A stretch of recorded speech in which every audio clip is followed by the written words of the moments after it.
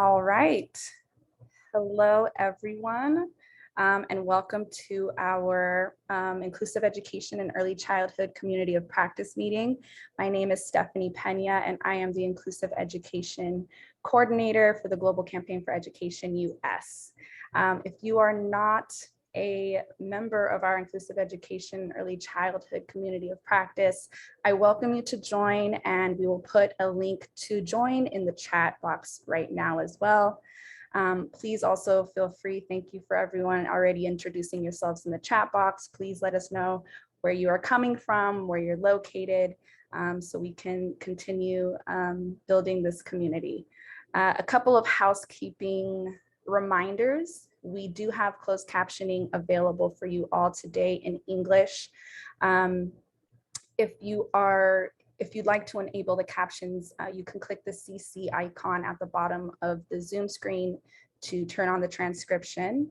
I also want to note that this meeting is being recorded, as you can see, and we will be sending out a follow-up email with a link to this recording, along with other materials and resources that are referenced today.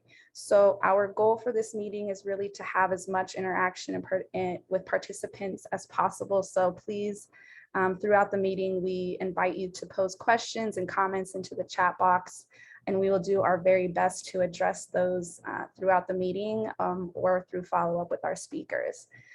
So you may notice that there is a bit of a theme among two of our presentations today, who will be discussing the work that their organizations are doing on inclusive education teacher training. So with that said, I'm excited to introduce you to all three of our incredible speakers. We'll begin by hearing from Casey Recabarren, the Inclusive Education Policy Development Officer at Humanity Inclusion, who will discuss HI's recent World Bank Inclusive Education Initiative funded research project in Sierra Leone and some of the recent teacher training that they've completed. Then we will hear from our colleague Grace Musiimire, the Inclusive Education Program Manager at Building Tomorrow, who will introduce the work that they're doing and discuss the inclusive education training initiatives that they are doing in Uganda. And afterwards, we will be given an update from Véronique Mistycki, the Senior Partnership Advisor for Education 2030 Division at UNESCO, regarding the Transforming Education Summit, the pre-summit, and what to expect for the summit in September here in New York City. And as a reminder, we are also leaving some time at the end of the meeting to discuss, to go over some discussion questions from USAID regarding the next US government strategy on international basic education. And my colleague Jennifer Rigg, who is the Executive Director for GCE-US, will lead us on that discussion. So a big welcome to all of our participants and our speakers. I will send it over to you now, Casey. Hi, everyone. Thank you for the kind introduction. As I said, I'm Casey with HI based in the US, and I want to welcome my colleagues that I think are also on this call. I'm going to talk about our World Bank funded Inclusive Education Initiative project in Sierra Leone, entitled Innovative Approaches for Continuous Professional Development and Mentoring of Teachers for Disability Inclusive Education. Next slide, please. So just an overview of what I'm going to cover, just briefly talking about the political and social context of Sierra Leone, a general overview of the IEI project, and then more specifically, what we're doing for research components, mentor training, communities of practice. Going to talk about our inclusive education video series, and then next steps, because actually we're in the middle of this project, so it's really exciting to be able to share halfway through. Next slide, please. So just some context, Sierra Leone is a West African country. As you see in the more close-up map, Freetown is the capital city where our office is, but the work that I'm going to be talking about that we're doing is in the Kono district, which is on the far east side. And it's about a 5.5 drive in good weather. So it's a bit more remote than the capital. Next slide, please. So again, just some context, Sierra Leone went through an 11-year civil war, and although it was 20 years ago, the impacts are still really being felt. In 2014, they also had an Ebola crisis. And then, like most of the world, they were impacted by COVID, and most recently now in a fuel and inflation crisis, which actually has impacted some of our activities that I'll be talking about today. Next slide, please. On a more positive note, in 2018, the government enacted the Free Quality School Education program, which opened up schools for all students, all learners in Sierra Leone. Obviously, there's still quite a few barriers to many marginalized learners. But in 2019, Dr. David Senge became the Minister of the Ministry of Basic and Senior Secondary Education, MBSSE, which I will refer to again throughout the presentation. And he is an important figure because he is currently seen as quite a leader and an advocate for inclusive education. And he actually was a part of the pre-summit for TES and went on record really advocating for inclusive education, which maybe we can talk more about that. The disability focus at TES could be emphasized a bit more. Going forward, the government of Sierra Leone validated their national policy on radical inclusion, which HI had played a big part in advocating for that. And then we helped to design their inclusive education teacher trainer manual that is used in both pre-service at a university level and in service while teachers are already in their profession. And once again, I will be referring to that manual throughout the rest of the presentation. And both of those documents are publicly available, and I can put the links in the chat.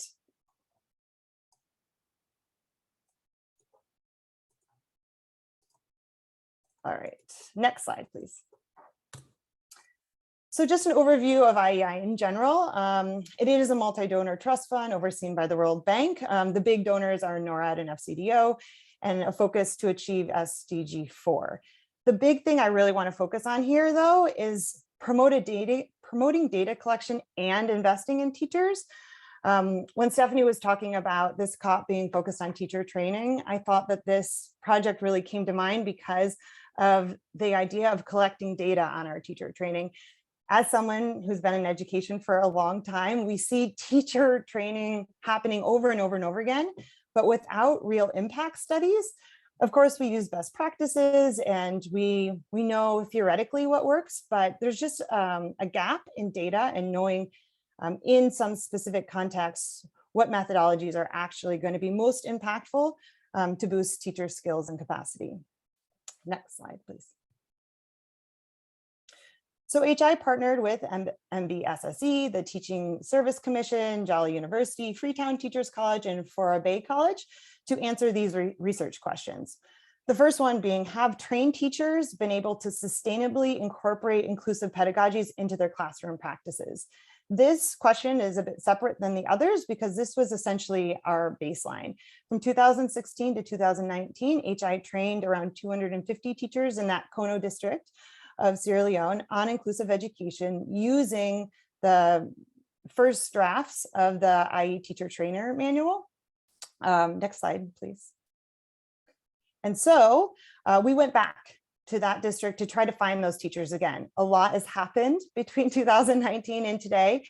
And so we expected a natural attrition rate. People changed professions, some retired, we lost contact, but we did end up having a sample size of 29 teachers with 68 learners that were involved in that original teacher training program.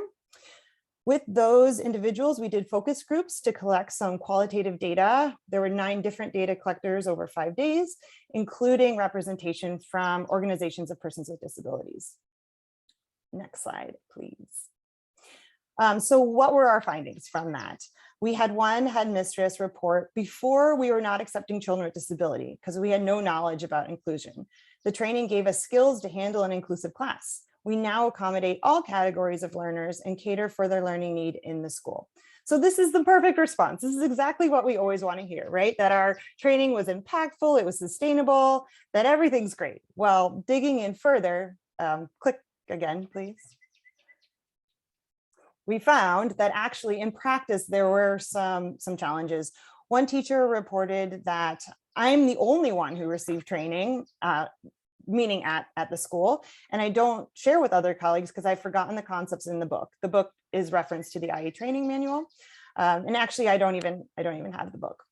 So lack of access to resources over time. And then another teacher reported, I need more training on inclusive education as I've forgotten lots of the concepts that were taught in the PEAK project, which was that previous project. And I can't teach others what I don't know. So those were two really big examples of how there needs to be continuous professional development support. Next slide, please. So then back to our research questions.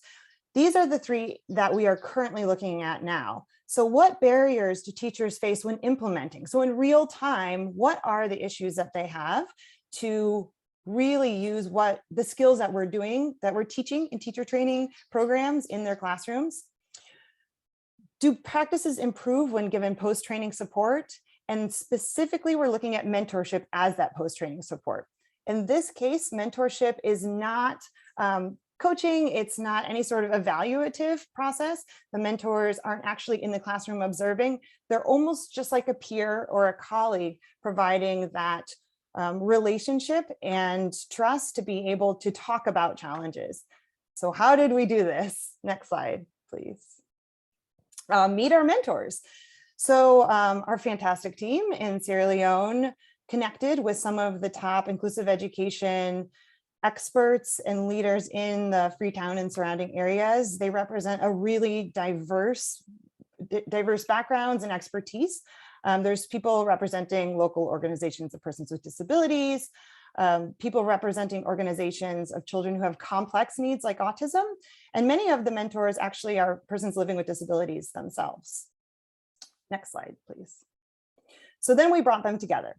So although it was framed as a training, a mentor training, actually they were the experts. So we used everything that we were talking about, the best practices for inclusive education in classrooms for our own mentor training. It had a framework of UDL. It was very participatory. It was very learner-centered. They essentially were teaching themselves, building capacity amongst themselves, which was great for building technical skills, refreshing technical skills actually, and building their own community of practice. So building the relationship amongst the IE leaders within Sierra Leone. And from that, we then talked to them about really the specifics of their role, because all of these mentors are doing this on a voluntary basis. So we're very appreciative of them. Next slide, please. So the idea is that each one of these mentors will then be paired with 10 teachers in the Kono district. So each mentor and their 10 teachers will form small communities of practice. They'll work over 4 months. So this will be starting when schools resume in September. And they will meet the teachers twice face-to-face, once in the beginning and once at the end. But for the most part, the majority of their support is going to be virtual. So either phone calls, text messages, or through WhatsApp. Next slide, please. In order to best support them in this, we thought that using multi-sensory teaching and learning is what we tell teachers that is a best practice within our classrooms. So why not also use it in our mentorship program? So we created through this project a series of 9 videos with the idea that it was a different way to experience the information, more than just sending documents, more than just reading. This actually gave examples. So we based it on the IE teacher training manual that's validated by the government of Sierra Leone.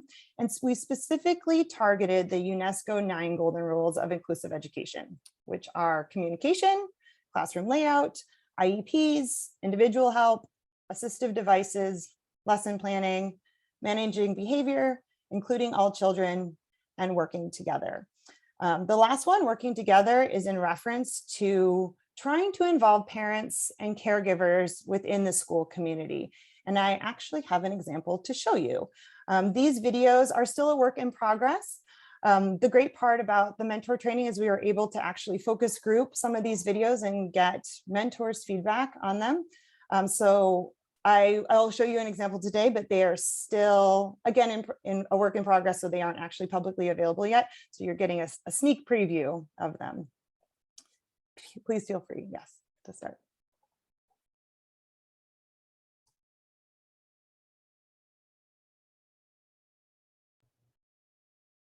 Krista, if you could unmute yourself so we can hear the audio, please, that would be great. Oh, sorry. Thanks for the 1 second.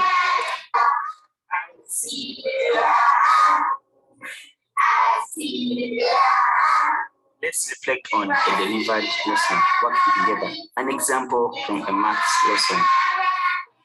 Traditionally, there has been a disconnect between home and school. However, we now know that parents are key players in education. Working relationships between teachers and parents of children with disabilities are essential in the development of learners and inclusive education in general. Let's reflect on the lesson. How could parents be more involved? How could parents help support their children to learn this content? Here are some ways in which you can involve parents in learning. Ask the parents their preferred method of communication. How are you going to reach them? By calling, using a messaging app like WhatsApp, or maybe they prefer a communication book. A communication book is something you can create for an individual student that contains written messages about the student. You can write anything about the student, such as a reflection on the student's progress and success to challenges with behavior or social and academic concerns. Students themselves can even write in the books, reflecting on their own learning. This book then travels with the student back home with the hope that the parent will read the teacher's message and then write a message back. The challenge here is that some parents might have varying degrees of literacy or might not remember to always check the communication book. Communication books can sometimes get lost or used for other purposes. The benefits, however, are that this form of communication requires little time, commitment for parents, and can be a very simple way to keep them up to date on the day-to-day issues. Another method is to invite the parents into the classroom to see firsthand what the children are learning. You can do this in the form of a parent-teacher conference, having dedicated time just to speak about the individual student. You can also host a parent open house morning or evening where all the parents of your students are invited at once. This is a great way for parents to not only see their children's classroom, but also to connect with other parents. To sum up, working together with parents is an essential piece of learning. Ask the parents how they would like to communicate, what are the best methods to get in touch with them, reflect on what skills that are being taught in the classroom could be reinforced by the parents with the home or in the community. Invite the parents to visit your classroom, show them the work their children are doing and invite them to connect with other parents. Above all, listen to parents and ask about their expectations for their children. Build a sense of mutual respect and trust, knowing that everyone is valuable in the learning process. I see you. I see you.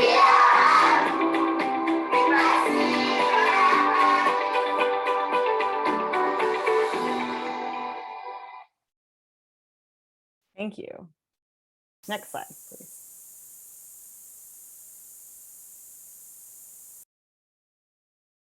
One second. Just trying to, there we go. Thank you. So as you saw, it's a relatively short video and each one has a very specific focus. The hope is that they become a shareable teaching and learning resource.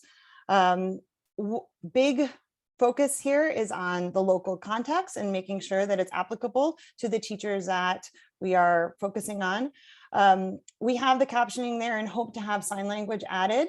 As far as we know, there is no official sign language of Sierra Leone, so we're still talking about what kind of sign language would be most appropriate and impactful. This does reinforce the IE teacher training manual. So again, we are using validated information. And the idea is that it can be replicated and scalable, and that this might be an innovative approach to continuous professional development support. Next slide, please. Okay, so next step. So as I said, we're halfway through the project. Right now, we are really working with the research team to make sure all of our protocols are in place, but come August, the mentors will start to meet with their teachers and form their small communities of practice. Mentors will not only be supporting the teachers in regards to their own teaching, but also reporting on what support the teachers need.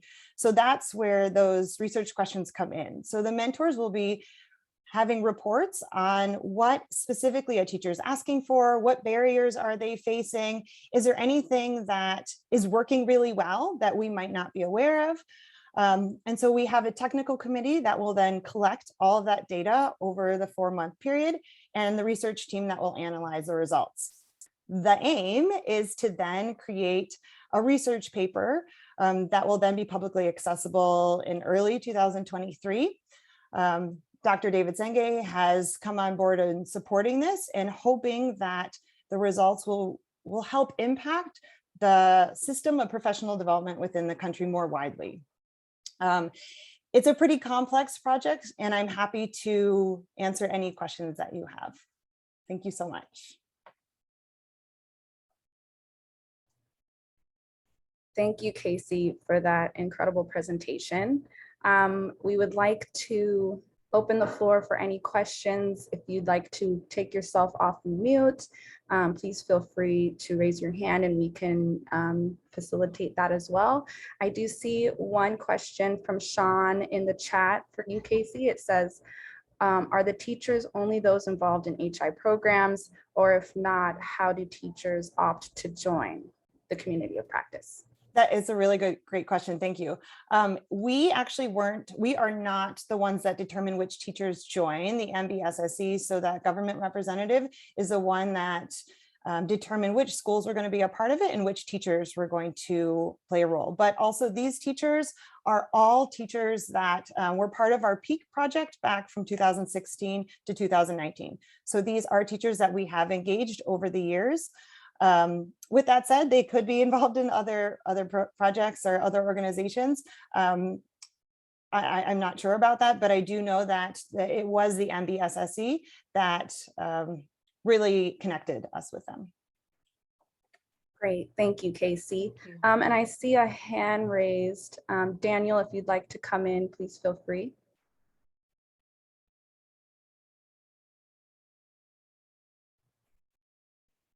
Daniel Sanu, you're on mute if you would like to ask one of the questions. Please feel free to come in.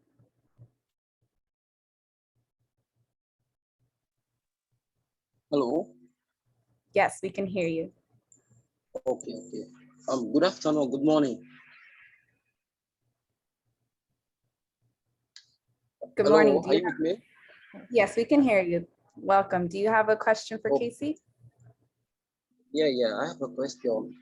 The question relates towards the discussion of my mentor or my leader, what she has just spoke out regards to the other organizations in Sierra Leone here.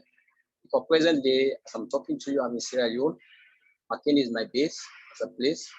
I'm just seeing you are emphasizing about honor disgrace in Sierra Leone regards to this of this teachers training. But I don't know if there is any possibility for us to have the access to be part of you people regards to this teachers training, because the same thing I'm doing here in Makeni. So I have an organization wherein I have different people who are working with me, and also having teachers who are doing volunteerism work. And then in the area places, we build some schools wherein we normally used to do another fund. I don't know if there is any possibility for us to be part of you. Thank you so much, Daniel. Absolutely. This is just a pilot, and the hope is that we can really scale this up in the years to come after we get the results of everything. Thank you so much for that comment. Absolutely. Yes, thank you, Daniel. Also feel free to raise your hands if you have additional questions. I see another one in the chat from Crystal. It says, for the mentors who have 10 teachers to a mentee, is there only one-on-one mentorship, or do the teachers meet up any other way? For example, through WhatsApp groups or through some other mechanism? She apologizes, she missed that during the presentation. No, it's fine. As I said, there's a lot of complexities. Yes. So the teachers will meet one-on-one with their mentor, but they also have this community of practice virtually. So they will all be connected. All 10 teachers with their mentor will be connected mostly through WhatsApp.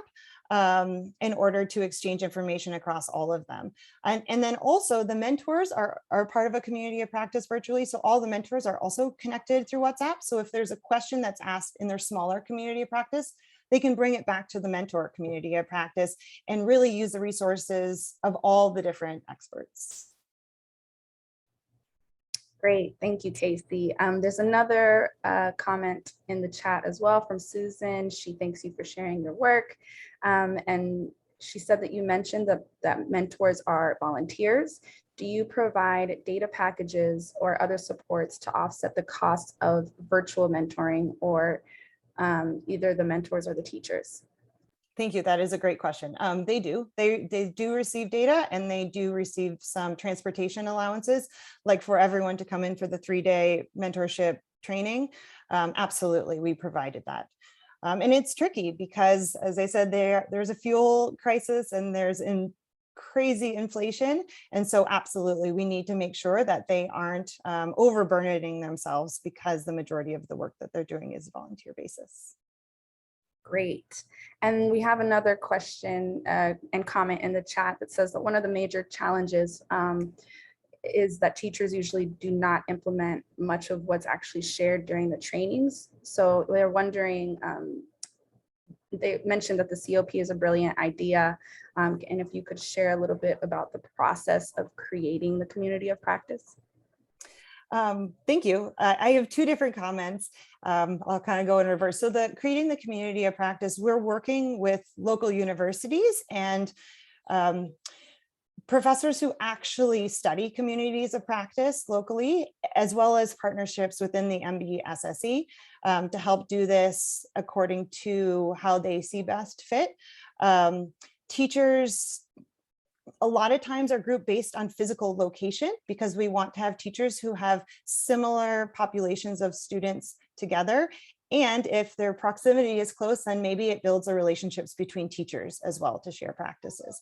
And I also want to touch upon the other part of that, is that it is hard to sustain a lot of the practices, which is the argument for implementing a twin track approach and really mainstreaming disability, that just doing teacher trainings is not the end of the story. That really we have to look at the far bigger picture and looking at disability inclusion from a society level. Absolutely. Thank you for making that point. Another question that Crystal wanted to add on is what tools, if you're aware, do you know what tools will be used to measure the improved capacity of teachers? It's a great question, and it's in development right now. We just officially signed on board our whole research team. So we are collaborating. We at HI, we have HQ level researchers that are working with the researchers at the various different universities in Sierra Leone to come up with those most appropriate research tools. Great, thank you. And another question, please keep the questions going. They're really great. From Catherine is that she says she's interested in learning more about who is providing the support to mentors over time. In addition to the community practice they develop through their engagement and with one another, and wants to know how often is that support provided to the mentors specifically? Great question. So because the mentors are connected virtually through WhatsApp in their community of practice, our fantastic HI team in Sierra Leone continuously interacts with them, as well as our inclusive education team, myself included, to continually reinforce the things that we talked about during their mentor training and potentially any other subjects that come up. The videos being one of them, we're going to share those videos progressively with them. And also the others within the technical committee. So the World Bank is involved in connecting with the mentors and the others that are involved in the project. We are all constantly collaborating through this WhatsApp platform. Great, that's really, really great to hear. There's a couple questions regarding the specificity of the location. I know that this is in Sierra Leone right now. Are there plans to expand this? Will they be able to spread your wings, as one of the participants says, to different countries? And if yes, what should that procedure look like? Happy to connect you with the Inclusive Education Officer at the Ministry of Education in Namibia. But can you answer the question if there is any plan to expand the work that you guys are doing into different countries? Yeah, thanks for that question. HI generally has inclusive education projects in 27 different countries. And so absolutely, the hope again is that this is a pilot and it will really help to scale other projects and it can be replicated elsewhere. I know the IEI project also, the World Bank funds things like this in other countries. And so it's once we get the results of all the research, it absolutely can be replicated. And I'd be happy to talk about it further with you. Great, and that leads me to the last question that we have is from Daniel. How can we keep in touch for more information about what they're doing, what you're doing? I think that this is really incredible work, and I think everyone's really interested to see the development of this project. Thank you all for your interest. I also think it's very innovative, especially when looking at teacher training models and really getting data around it. I'd be happy to put my email in the chat and feel free to just email me directly and we can continue the conversation. Thank you, everyone. Great, thank you so much, Casey. If there are any more questions for Casey, please feel free to put them in the chat as well. She will be staying with us so she can answer them. At this time, I would like to, if you could respond to Damien in the chat, Casey, that would be great. I'd like to transition to our next speaker at this time. We are very excited to welcome Grace Musiimire, the Inclusive Education Program Manager at Building Tomorrow. Over to you, Grace.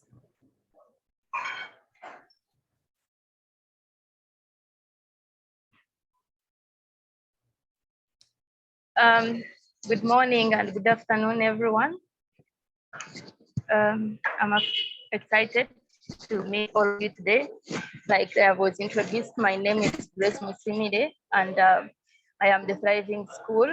I'm the Thriving School Program Manager at Building Tomorrow, but also I oversee Inclusive Education Program at Building Tomorrow. Basically, what I do in there is to make sure there is programming happening on ground, training of our implementers, but also making sure that at the end of the day, we have government buy-in into the different programming we do out there in the field. So just a brief about Building Tomorrow. Building Tomorrow, we aim at making sure that there is quality and inclusive education in schools. So just to give a context for those who are not aware, in Uganda, we have schools which are general schools, but also we have unit schools for people with disabilities alone. So at Building Tomorrow, we come to fill in that gap to make sure that all schools can become inclusive schools, that they can be able to accommodate all learners regardless of their different abilities. So just to give a brief background about Building Tomorrow. Building Tomorrow is a non-government organization. We operate in over 20 districts in Uganda. We were founded in 2006, and most of our work we do is to make sure that communities become more aware of their role in education while we achieve our objective, which is quality and inclusive education in Uganda. Just to give us a context, is that Uganda experienced one of the longest lockdowns due to COVID-19, and because of that, it made the bad situation worse. Some of the challenges which we had, COVID-19 made them worse. Basically, to give us a context when it comes to, kindly share with me the next slide. Yes, we have our pillars of our work is to make sure there is accessibility for all. And under this, we make sure that children are enrolled back to school regardless of their abilities. Then also we make sure that there is effective management of the school leadership, and we also make sure that communities support the schools. And by communities, we mean that parents become more responsive to the education of their children. but also we make sure there is a positive learning environment and outcomes at the end of the day.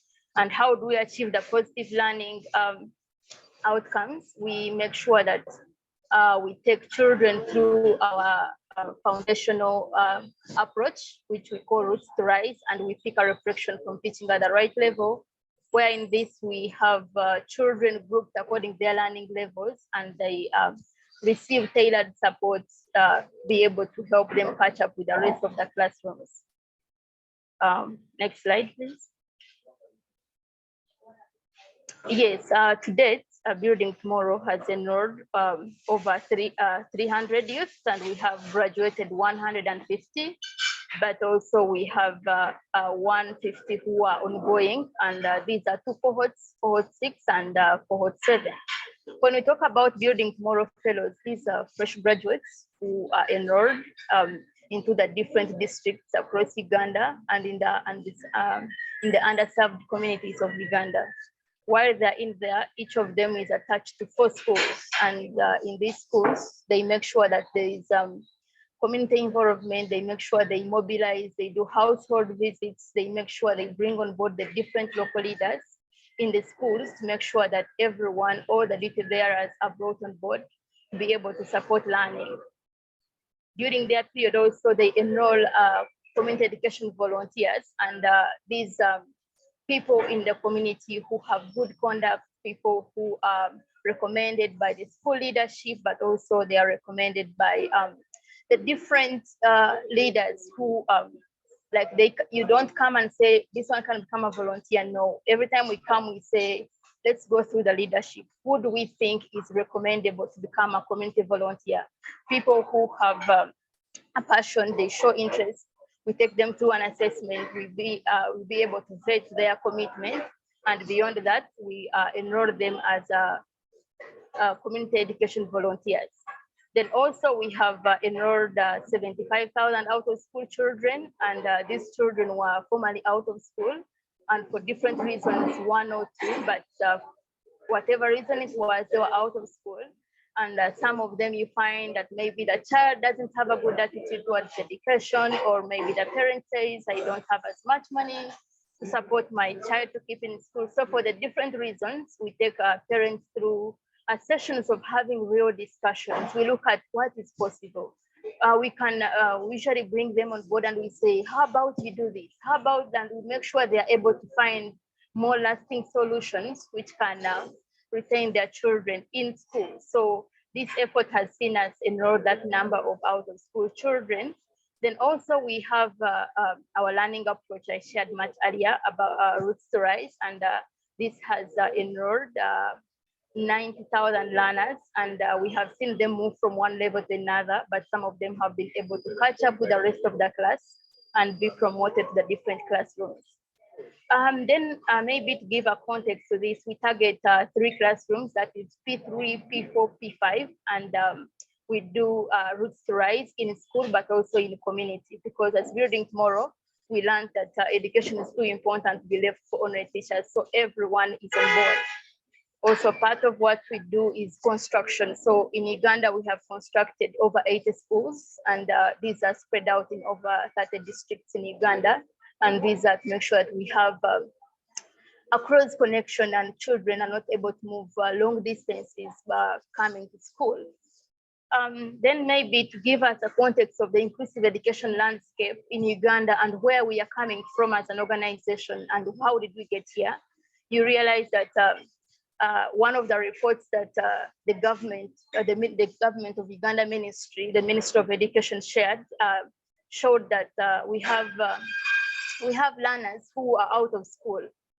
A big percentage, about 9% of the learners, of all the learners enrolled, children with disabilities. So you ask yourself, where are the others? Where can we say they are?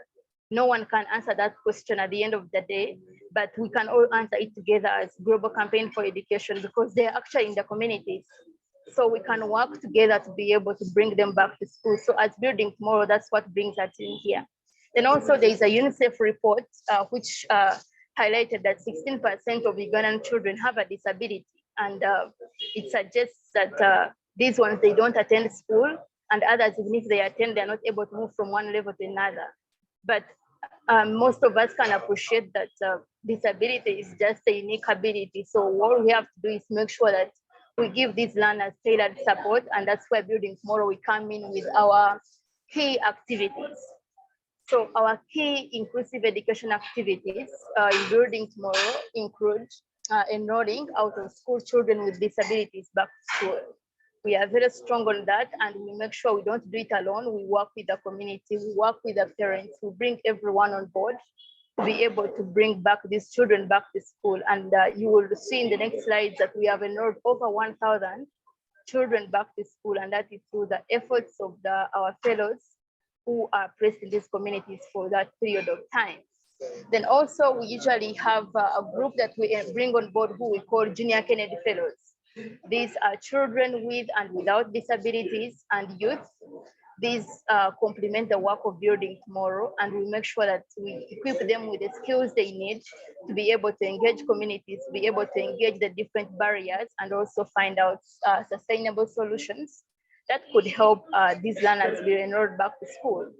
Then also we develop communities of practice that could make sure that people who are implementing inclusive education in the schools are able to learn from each other. They are able to share experiences. They're able to ask each other, what can we do differently? We don't want it to be about Building Tomorrow. We want it to be about everyone until it is a behavior, until it is a practice that all of us will do without even thinking about it.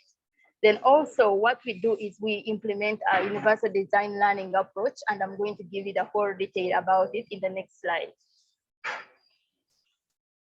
And next slide, please.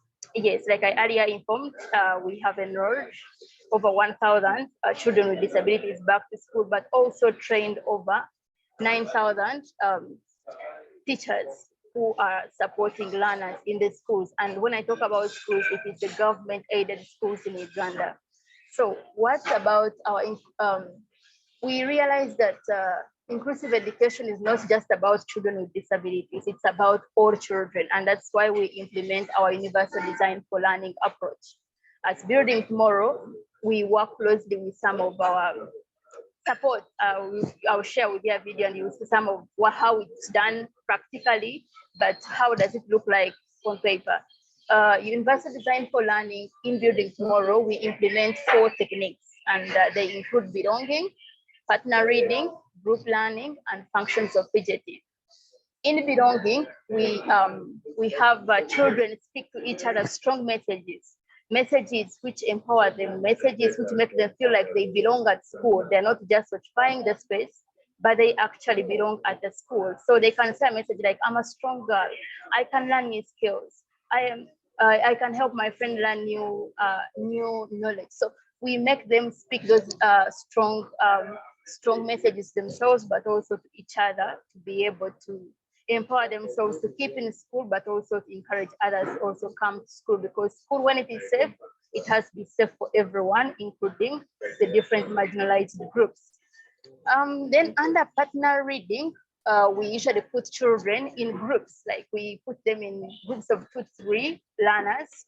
So regardless of their disability, take an example, even if you have, take an example, a visual disability, we put in a group with other 2 learners and they will read out a story loud. Let me take a random example of a story like, my name is John, I come from Uganda village and I have 10 children. So the child may not be able to see the story, but they can be able to hear. And then we ask a question, what is the name of the village? The name of the village is Uganda. So at the end of the day, they may not be able to see what they are reading, but they are learning along with the rest of the learners. And that alone gives us the power to give children leadership skills. Children who are shy now, they feel like it's a responsibility to support fellow learners, and it is very interesting to look at when children are supporting each other. Then under group learning, we have children put in groups randomly scattered.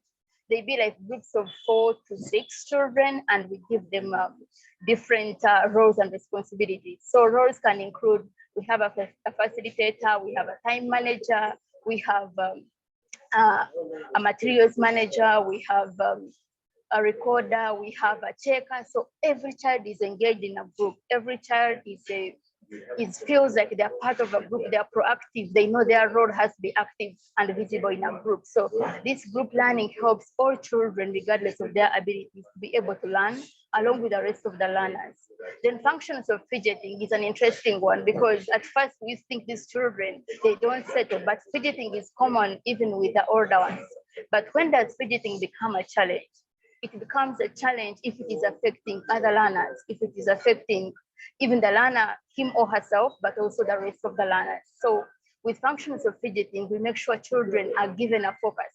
They are given a reason to concentrate in class. We give them like a leadership role, or we give them the goal of the lesson, or we make sure because children fidget because they're bored, or they're hungry, or they feel distracted. So usually as Building Tomorrow, we don't take that for granted, because at the end of the day, it can stop a learner from learning, or it can stop the neighbors from learning. So we pay attention and make sure that we have fixes of fidgeting. And I have a video that effect which you will be able to see how does it look like in the practical sense.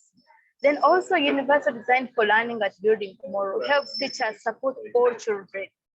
We have seen our teachers change seating arrangements now to be able to fit the idea of group learning. So we have teachers now being able to move around the class and they reach out on all children, but also we have children supporting each other as partners. Please go ahead. Then as Building Tomorrow, we have different kinds of implementers. Like I earlier shared, we have the Building Tomorrow fellows, who are our field staff, who are out there in the field for the 2 years. They're out there to support communities, to be able to make sure communities become more self-sustainable, but also be able to take a mantle in the education of their own children. Then number 2, we have community education volunteers. We have 2 kinds of community education volunteers. We have the academic and the non-academic. The academic, these ones, they support us with our learning approach of the roots to rise, the one which picks its reflection from teaching at the right level. These ones will give them in-service training, which enables them to be able to carry on this role. But also we have the non-academic, and these ones are in charge of values and life skills. So regardless of which skill you have, you might have a skill in pottery, you might have a skill in tailoring, you might have a skill, regardless of whatever skill you have, you present them to the school leadership, and we are able to have some of these skills carried on to our learners. You might see this lady, she's called Lady Amina. This lady, no one recruited her as a community education volunteer. She recruited herself. She just saw the work Building Tomorrow was doing, and she said, I'm here, I also want to serve. So we have people like Amina who are actually coming on board to say that I also want to serve. And I just want to say that it's amazing to see people take charge of their education in their communities. Then also we have the Junior Kennedy Fellows. We realize that parents cannot just be the only volunteers. We also bring on board children to become volunteers. So children come and support their fellow learners. They become advocates for their fellow learners. They are able to support each other in school, but also out of school, because as Building Tomorrow, we realize that exclusion or whatever kind of segregation for people who are marginalized doesn't only happen in school, but also out of school. So we have our Junior Kennedy Fellows to be able to come and fit into that gap, to make sure children are supported and they're able to keep in school, but also study in school. Then also, how does everything come into the picture? How does everything come together? We have our communities of practice where we are able to reflect, where we are able to look back and we are like, how are we performing? So we usually give it like a period of a month. They implement a particular universal design for learning. Like we can say this month, we are implementing belonging. Everyone is going to be very intentional in implementing belonging. So beyond that implementation, we have those reflection meetings where we ask ourselves, what did you do? How did you do it? How did the learners react? How many think they would like to continue implementing or learning in a community or environment created by belonging? So Building Tomorrow today, we have 600 communities of practice implemented, and these have already had their pre-assessment meetings and pre-assessment results in our system, but also now we are waiting for them to be able to, at the end of the month, be able to bring in the end of end of service implementation. So we are able to compare those results and be able to assess our impact. So what have we learned as we are moving? We realize that these communities of practice cannot just engage teachers and our community volunteers. We should be able to bring on board some of our teachers, also engaging the parents who are the caregivers of these children. And this is something that we learned during COVID. We saw parents growing. We saw parents feeling like they are part of the stakeholders who should be active. So as Building Tomorrow, our shift towards community of practice is to be able to involve the parents as well, be able to involve siblings, be able to make sure that inclusive education is not a one-man show, that everyone is engaged and we have results which are not just for an individual, but for everyone. And I want to mention that our communities of practice is a low-cost kind of implementing behaviors in schools, but also in communities to be able to support all children, including those with disabilities. I'm going to request that you play for me the video. We have 3 videos. One is about a story of Iratunzi. Iratunzi is a child who thought he cannot come back to school. And because of the efforts of our volunteers and our fellow, Iratunzi was able to come to school. The second one is about the Junior Kennedy Fellow, and it shows how they do their work. So I'm going to request you, in your free time, you can watch those 2 videos. But the third one is about functions of fidgeting and how do we fix it. So some of these IE videos is to make sure that we are able to have our parents and the implementers look at these videos and they see that it is possible. If you're saying UDL, how does it look like on the implementation side? So we have our fellows have these videos as training materials to reflect about in the communities of practice, but also they are able to check them and be sure they're doing the approach the right way, and they're able to check themselves and support each other. So I'm going to request if you could kindly play for me the third video about fixes of fidgeting. Thank you. Okay, just give me 1 second to pull it up. The third one we're playing, right? Yes, the third one. Thank you. 1 second.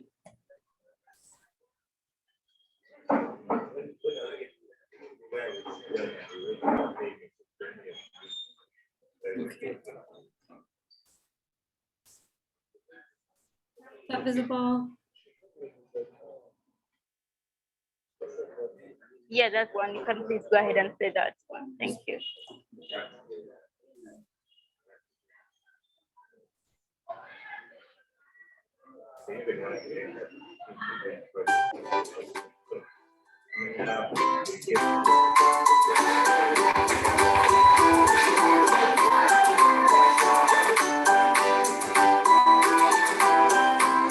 Fidgeting is a funny word. Usually it tends to be when a person just isn't maybe sitting as still. No one sits like a rock, but maybe the leg is jiggling a lot or the hands are jiggling a lot. There's a lot of squirming going on, a lot of looking around. We have to retrain ourselves to not see fidgeting as bad behavior. We need to retrain ourselves to see fidgeting as something that needs to be investigated and think, I wonder if I changed this in my environment, if I did this differently, if that would help that child be more attentive. There are a variety of different things that we can do to help our learners. When you help your learners understand what they're supposed to learn, when they know the goal of the lesson, then they're going to be much more attentive. We're going to read a story. We are going to read a story. Do you like reading stories? Yes! Another thing that we can do is that we help them connect with another learner who can sit near them and be somebody who just makes them aware that, oh, by the way, we can read this book together, or we can do math together. It sounds so simple, but that actually can calm everything down in our mind. Thank you so much for sharing that video. I'm sure most of us may recognize the lady in the video, she's she's Dr. Lord Nelson. She's one of the leaders who supports us during the content development, but also in curriculum development. Yeah. Basically, we have very many videos like that. They're usually 1-minute videos and they're on our website. So I just want to encourage you, if you could check out our website for the different videos and you're able to familiarize on how exactly we use these videos to pass on the message to our implementers, but also to our communities. Thank you so much. Over to you. Thank you, Grace, for that great presentation. I have a couple questions that were messaged to me directly that I would like to ask you. If that's okay. One of the first, and please, I welcome anyone to raise their hand if you have questions or to put your questions in the chat as well. But one of the questions that was sent to me was saying, wonderful presentation, Grace. How do they go about training the junior community fellows to help their peers with special needs? How long is the training, and do they use a curriculum to train the junior community fellows?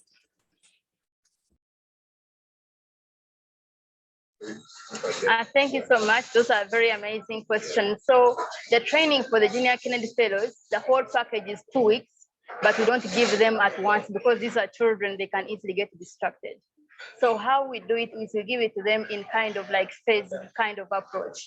In the beginning, we introduce them what are their roles, and that's all they do. Once they know their roles, we let them go out and they implement. So when we bring them again, we tell them, how do you engage a person, or how do you engage a child? How do you engage a parent in kind of making sure they are able to bring their child back to school? So usually it is kind of limited. Like we usually make sure this content is not as heavy and it is very easy to understand, but also it's very interesting. So we make it gamified to be like a game. We make it like in kind of case studies, but usually it's a whole 2 weeks, but we break it down into a phased kind of way. That's really great. And a lot of people mentioning how great this presentation is, and the work that you are all doing is really fantastic. Are there any questions? Would anybody like to raise their hand and jump in for a question for Grace? We have a couple more minutes available. If anybody would like to raise their hand.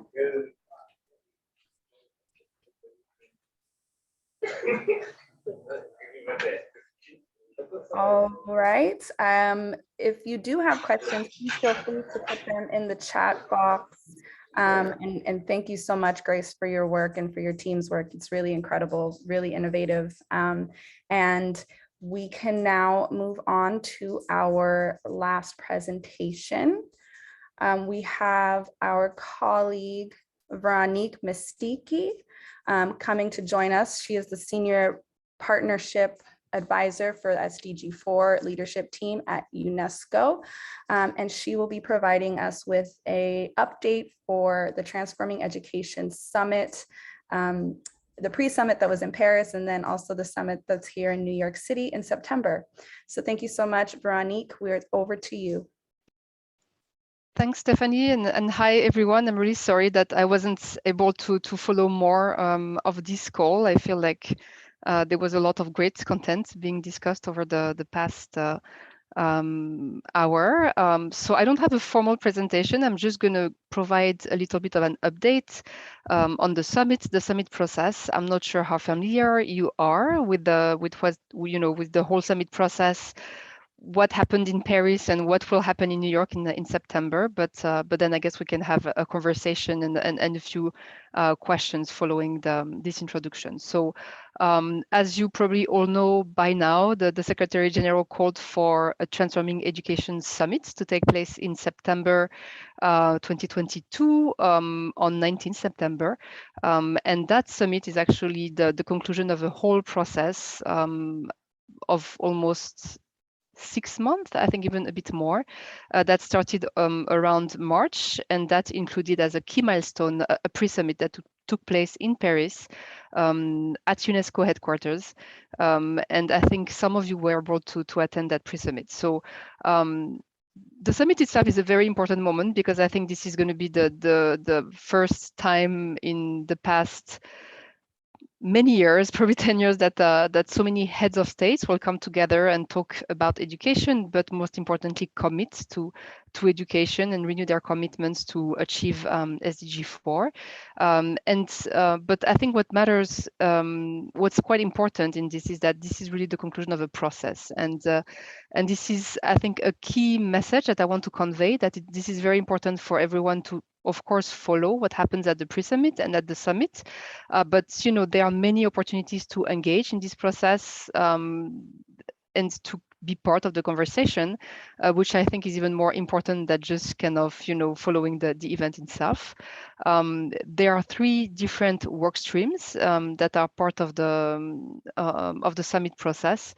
The first one is the national consultation. So this is, you know, basically consultations happening in every single country in the world around education. And the point of these national consultations is to ensure that we rethink the way we look at education system, that we identify innovative, game-changing solutions to accelerate progress towards SDG 4. So these consultations have started in a number of different countries. They're going on now. They will continue happening even beyond the summit.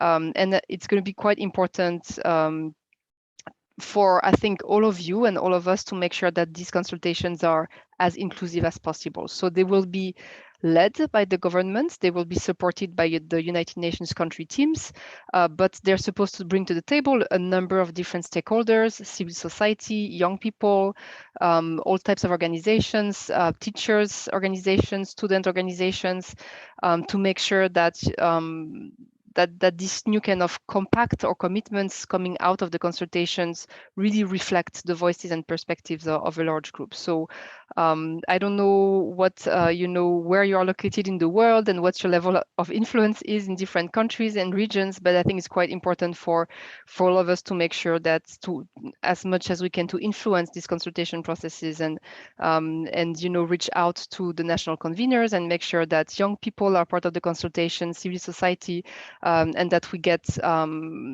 concrete results, outcomes, and commitments out of these consultations at the summit itself. So that's the first track. The second track is about thematic action tracks, and this is about identifying good practices and innovative solutions around the issue of transforming educations around 5 key themes that are that have been identified not necessarily as priorities, but as areas of work where, you know, there is a strong potential to again accelerate progress towards SDG 4. So I'm not going to go into the details of the 5 thematic action tracks. Hopefully you've heard about them. Hopefully you've been part of that conversation, the conversations around each of these tracks already. There is a discussion paper that will come out of each of these tracks, I think in the next few days. That's going to be the basis from what will happen at the summit itself. And I think the ultimate objective of that track is to bring together key partners to form coalitions and advance these specific themes. So there has been a lot of public consultations. There won't be any further public consultations, but you still have an opportunity to engage through the knowledge platform, the Summit Knowledge Platform. And I think that we have shared the link to that already in the chat. And essentially, these are online discussions where everybody is welcome to share their views, propose good practices, and basically engage in the topic and bring their expertise and their unique perspective to that topic. I will just add that for young people specifically, there is also an opportunity to submit short videos, a short pitch basically to explain how you would go about transforming education or what you think should be done to transform education. And this is something that can be submitted on the knowledge platform as well. And that will be featured soon. We're building a page right now to feature the different submissions. So that's another way specifically for young people to engage. And then there is the last work stream, which is about public engagement, and I would say more specifically youth engagement. And that's really to make sure that the process, the summit process is really inclusive of youth voices, and that young ideas coming from young people are taken into account in the outcomes in the outcome document of the summit. And this will be happening mostly through the youth declaration that's being developed. It's completely open to every single youth network, youth organization, or young person if they want to contribute. We just had a youth declaration consultation happen yesterday, and there will be another one happen also in August. And essentially, this will lead to the consolidation of a document that will feed directly into the summit outcome document. So again, another opportunity to influence this important document that will come out of the summit. So these are the three tracks. Maybe I'll say just a couple of words on the pre-summit that happened in Paris. And I'll try to say a little bit about what's going to happen in New York, but I think it's still very much in the making. And you know, I think we like in this process to keep the suspense until the very end. So I won't be saying too much on that either. At the pre-summit, I think some of you were present. We had a full 3 days of events. We had a youth forum on the first day, which was really I would say targeting young people, but it was very much built around intergenerational dialogue. So it was a way for different stakeholders, I would really say, to come together and discuss some important issues around transforming education. And this was on the first day of the summit, of the pre-summit. And then the second and third day were really about the ministerial segments. And a part of that was, you know, to present the initial findings from the thematic action tracks that I mentioned earlier, but also to share some initial I wouldn't say commitments, but you know, some initial reflections on the national consultation processes that have been taking place in a lot of different countries. So it was a bit of a bit more formal, and a lot of ministerial declarations happening during these 2 days. And in parallel to that, there were a number of side events, side meetings. There was a whole village that was built around the thematic action tracks, where people could come together and brainstorm and exchange ideas on the different themes. And there was also a youth hub for young people specifically to come together throughout the whole 3 days of the pre-summit. So this was a big space for a number of stakeholders to meet, to actually come together in person for the first time in a very long time, and also for a number of, I would say, a range of topics relevant to transforming education to be addressed and to be touched on. And this was a very important moment, as I said before, paving the way to the summit itself, which is going to be in a way maybe a bit more restricted, because you know, this is during UNGA and there will be so much going on around that. You know, the focus may not be as strong as we had during the pre-summit here in Paris at UNESCO. So for the summit itself, the main day, I mean, the summit day will be 19th of September. And that day will be mostly structured around heads of states declarations. So that's going to be the main content of that day. There will be little space, I would say, for, you know, thematic discussions. Obviously, a few other stakeholders will be also involved, and young people will be involved in that day, but that's going to be a stage really for heads of states. So the thinking now, and it's not completely finalized, or like it's not formally announced yet, but the thinking is to have a couple of days before that would be a bit more open to the thematic and substantive discussions that are still important. You know, this would be the opportunity, for instance, to kind of launch the coalitions that will come out of the different thematic action tracks. So to kind of finalize all the work that has been going on around these action tracks. There will be an opportunity, obviously, for young people to also make their voices heard, launch the youth declaration, and kind of conclude this process of youth engagement that has been going on for a few months now. And then obviously for a few other moments, you know, involving civil society partners, involving private sector partners, and making sure that there is a bit of a mobilization. I think we've been talking about a global movement around education that summit was aiming to form, and we hope to see that come together in the few days right before the summit. So this is where things stand right now. There will be most likely an open process for side events, for organizations to submit their side events. It's not completely clear, which days and how this will be shaped and what will happen, but I'm pretty sure in the next few days this will become a lot more concrete. I know we're already at the end of almost at the end of July. But this is a heavy, complex process. So it moves, but it moves at its own pace in a way. Maybe I'll stop there. I think I've covered a lot. I'm not sure if I make sense to everyone, or if I said a lot of things that people don't really get, because this is a lot of. If you haven't been following the summit, it might be a bit abstract. A lot of information is on the Knowledge Hub, around the thematic action tracks, around the youth engagement, or around the national consultations as well. If you want to know, which countries are undertaking the consultations, all of this information is on that hub. So it's a very good resource. And if you want to follow the Twitter of the summit, you have a lot of news.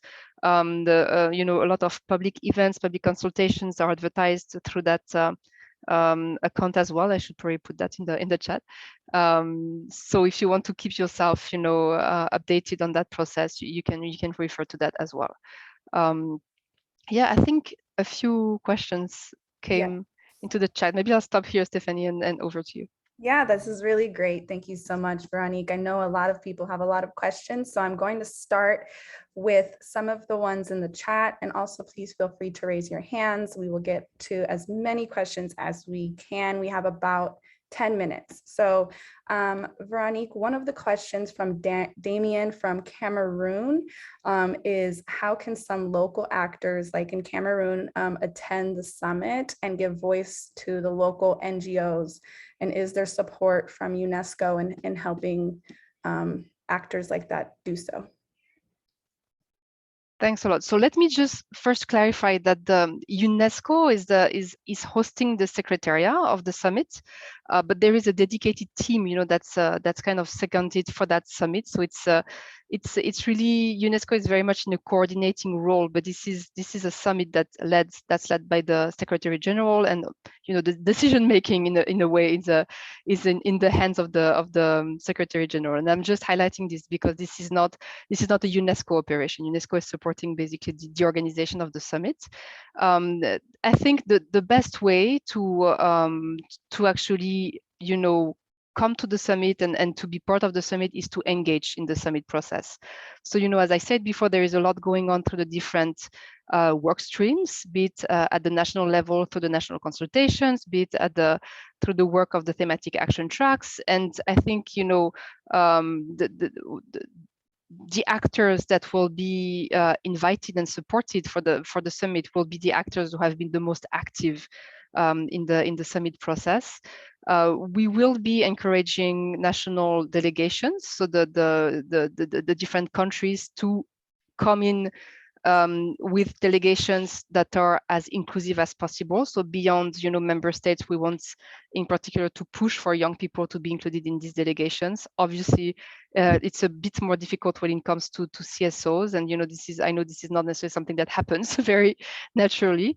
But if you are active in the field of education, and if you have like something to say about how to transform education, I would definitely look, as I said before, the different action tracks, submit your own ideas, submit your good practices, and engage in the process, because then that kind of opens a natural way, to maybe propose a side event for the summit, or contribute in a way to the summit process. So this is what I would advise. There won't be any specific there will be a call for side events, but there won't be a specific call for sponsorship, for sponsored participation.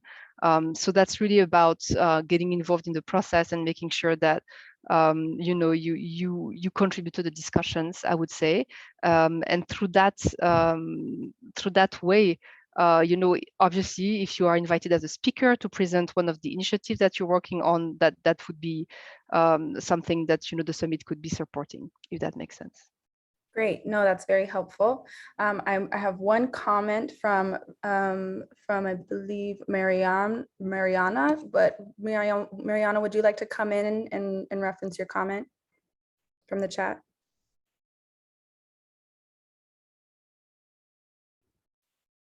Mariana, you're muted still. Okay.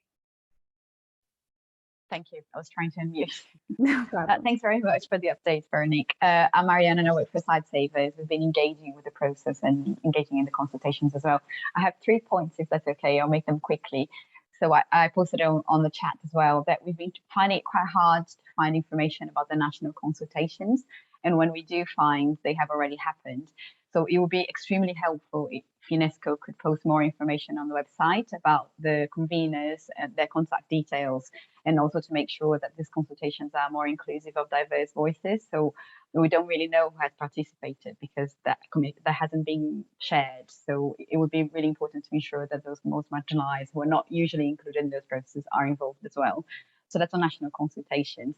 I also would like to understand a little bit more about what's going to happen with the action tracks between now and September. I think you mentioned some action coalitions.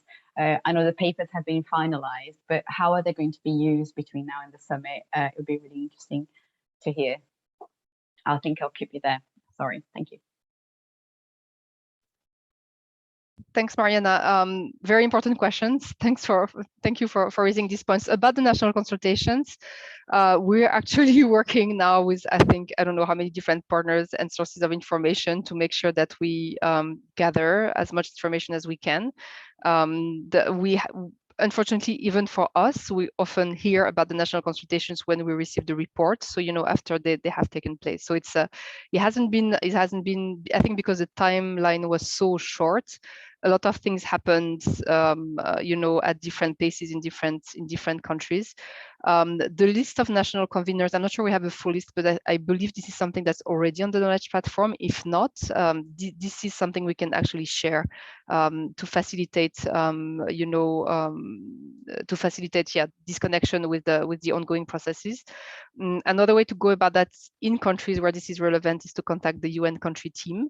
But if you are, in a specific country and you cannot find information and you're looking, you want specific information, there is a dedicated email address also that I don't really know on top of my head, but I know for national consultation that you can send always, feel free to send an email. If there is information, if we can connect you to the right person, we're happy to do so. We're very much looking ourselves into ensuring that the consultations are inclusive. And in fact, in the way that, not that they're like being rated, but we're doing a lot of surveys also to see how the process is going on. And one of the key questions that is asked is exactly that question: how many actors have been involved in the national consultations? And this is something we try to track systematically.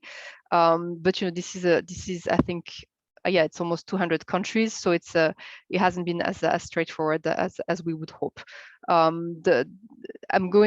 will repeat myself. The Knowledge Hub is really where the latest information, what we have, everything we have will be posted, and it's been developed quite a bit these past few days and weeks. So maybe there is more information now available. And if not, if you need information again about a specific country, a specific region, you can always reach out to us, and we'll try to connect the dots.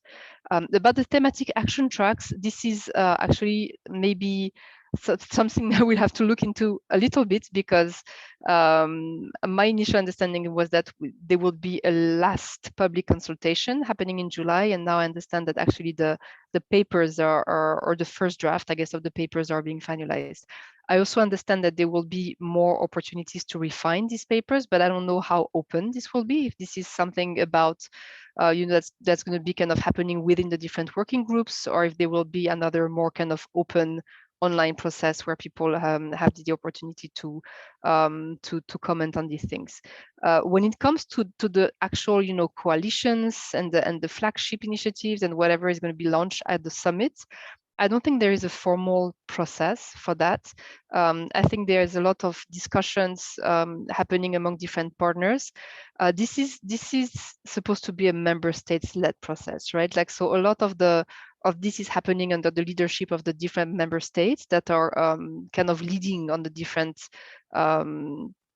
thematic action tracks, and so I guess the short answer is I'm not exactly sure how they will go about that. If they're basically, partners are reaching out to them and the things will kind of happen organically, or if based on the discussions, once they identify and know one of the big tasks of the different thematic action tracks, and something that has not been completed yet is to identify these key themes, these kind of key flagship initiatives, and to decide among themselves how to move forward. And I know that, for instance, in the thematic action track 1, because there are already so many coalitions and networks and existing initiatives, that there might not be anything new. It must just be an opportunity to strengthen what already exists. So this is still in process. I know this is not a very straightforward answer, but I'm guessing you will hear more. I don't know if you are involved already in the kind of working groups around the different thematic action tracks, but I'm guessing some further information will be shared shortly on that. Great, thank you so much, Véronique. There are a couple of questions in the chat box as well. Due to time, if there's any way that you could address those in the chat, that would be really great. Also, if you please feel free to send us the information regarding the contact information for national consultations, and we'll definitely share that out with our group as well. So thank you so much, Véronique, for all the work that you're doing. At this time, I'm going to pass it over to my colleague, Jennifer Rigg, the Executive Director for GCE-US, who will work through some of the discussion questions that we have. Over to you, Jennifer. Thank you. And let me just join in here with Stephanie to thank Véronique and everybody across the UN that's been working on this. We know it's a lot. We're grateful to all of you for getting involved. And Véronique, the best practices, submissions that you mentioned, we shared those across this community of practice and our coalitions across the Global Campaign for Education family when those first came out. But if you're able to share that in the chat where you'd like people to continue to flag those, and we would just encourage, as you're talking with colleagues, for side events, for full youth and civil society participation and involvement, invitations, and making sure there is a full public, transparent opportunity for proposals as quickly as possible would be helpful. I think, we hear time and time again, if people can have at least ideally a 2 to 4 week window of time for those submissions, they'll be even higher quality and we can really work more collaboratively. And of course, we found, we know in Paris, it was such a challenge for people being able to join and get visas and travel materials in time.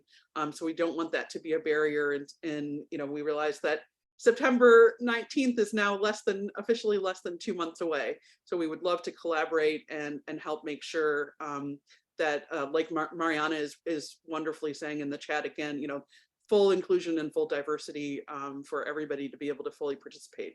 So we're so grateful and look forward to collaborating up to the summit and beyond. And then, like Stephanie said, today in particular, there's an opportunity for written input and questions in developing the next US government strategy on international basic education. I've shared in the chat box where you can get this information and go to it directly. And these are the initial questions. And we're just in a few moments here going to very quickly highlight that we would really invite all of you, and please ask your partners as well, to share on this Jamboard here by adding a sticky note and putting your comments, or feel free to put them in the chat box and we can put them there for you as well. So you can see exactly, how to get in and quickly add your input and your ideas. Even if you're not familiar with this first strategy that took place, this was the first time that different branches on education across government agencies were involved. And so it would be really helpful for people to flag before this next round is developed. How has the education context changed since 2018? And of course, COVID is a big one, but what new evidence, factors, trends, and priorities have arisen? This is a real opportunity to add your ideas on this question here, for example, about what are the key issues in the education sector that refresh strategy should focus on. Thank you for people who are chiming in with inclusive recovery from COVID that really reaches those who are most marginalized. and especially people with disabilities, girls, people living in emergency settings. And then also there's a real opportunity to talk about what can strengthen coordination and collaboration and partnership across countries. So in particular, we wanted to make sure that all of you have this opportunity to get involved early in this process.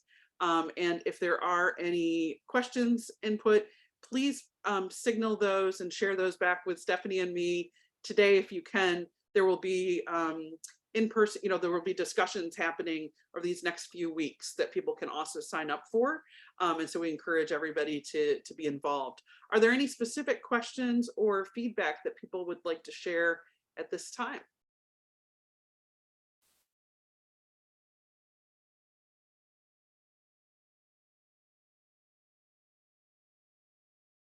Great. And I know there's a lot going on. So Stephanie, do you want to kick off our announcements? Yes. While we have, we welcome people to continue to share questions and ideas, and we'll put our contact info in the chat as well. Thank you. Thank you so much, Jennifer. Please, we encourage you to add to that Jamboard so that we can send those out today. I want to pass along, we have an announcement I want to pass along to my dear colleague, Eileen, with the Inclusive Development Partners, to jump in and provide an announcement on her behalf. Thanks, Stephanie. Hi, everyone. Eileen Dombrowski with Inclusive Development Partners. We're currently working on a disability inclusive pre-primary education landscape review, which is under USAID's Leading Through Learning global platform. So as part of that, we're hosting a series of 4 virtual ideation events next week that I wanted to tell everyone about and hope that you'll RSVP. The goal of the events is basically to get a better sense of best practices and innovative practices that are happening around the world around how to ensure children with disabilities have access to inclusive pre-primary education.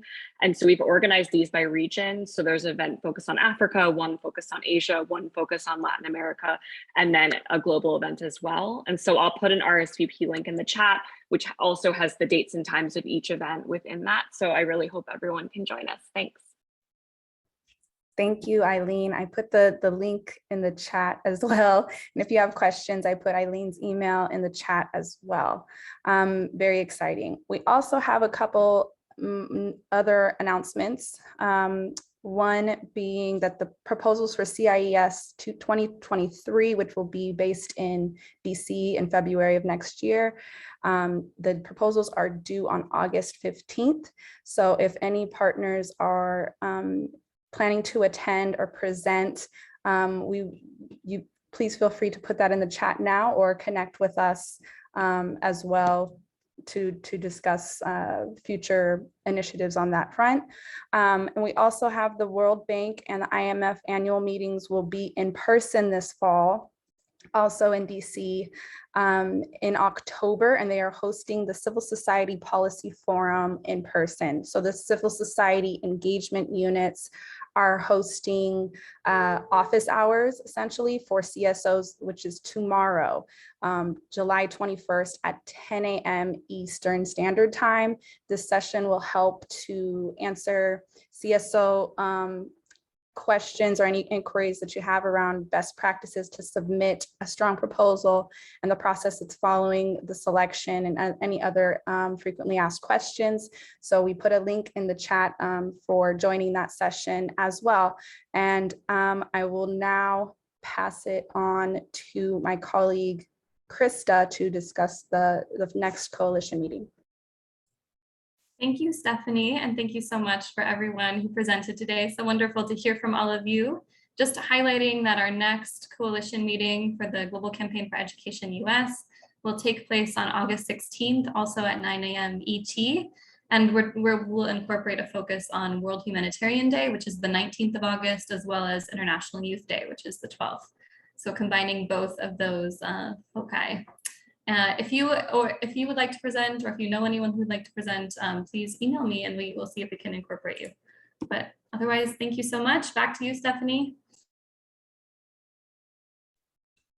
Great, thank you, Krista. We also Jennifer, I will pass it along to you as well if you'd like to discuss our next event. Sure, happy to. Thanks. Yeah, and I realize that's we're drinking from a fire hose, so to speak. That's a lot that's underway and happening. So please reach out. We've shared our contact information in the chat box. If any of you or your colleagues are interested in collaborating on some of these upcoming opportunities, we know that deadlines are literally today and then happening quickly. So we're definitely stronger together and look forward to collaborating even more. And then we're just really grateful to all of the presenters and speakers and facilitators and organizers today. We want to continue to hear from all of you about the work you're doing, the opportunities for advancing inclusive education right from the start, from early childhood onward. One of those is many of you have been doing fantastic engagement and advocacy with our colleagues at Education Cannot Wait, the UN Fund for Education in Emergencies and Protracted Crises. And the first full draft of their next plan, which will influence the next few years, is now out. And there's a deadline for sort of initial input on that by this Friday, the 22nd. And so we'll just make sure that if any of you would like to be added to that group, we're grateful to our colleagues at World Vision and ECW who are leading that charge. But there's a real opportunity to give input there and help make sure that all young people and all children are fully reached. So we shared that input link there, but if you don't yet have those materials and would like to get connected, please just let us know. Thank you to all of you for your amazing work, and a huge applause and thanks to Stephanie, to Veronique, to Grace, to Casey, to everybody who joined us today. We look forward to connecting again soon. Thank you, everyone. And just to finish off, this recording and everything related to the resources and materials will be sent out to you. We've not finalized the date for the next community practice meeting, but we have reached out to potential speakers. We're hoping to discuss how to engage policymakers regarding inclusive education and early childhood education and development. So if you know anyone, any organization, or if you'd like to present in the next Inclusive Education Early Childhood Community of Practice meeting, please feel free to reach out to me directly, and have a great rest of your day.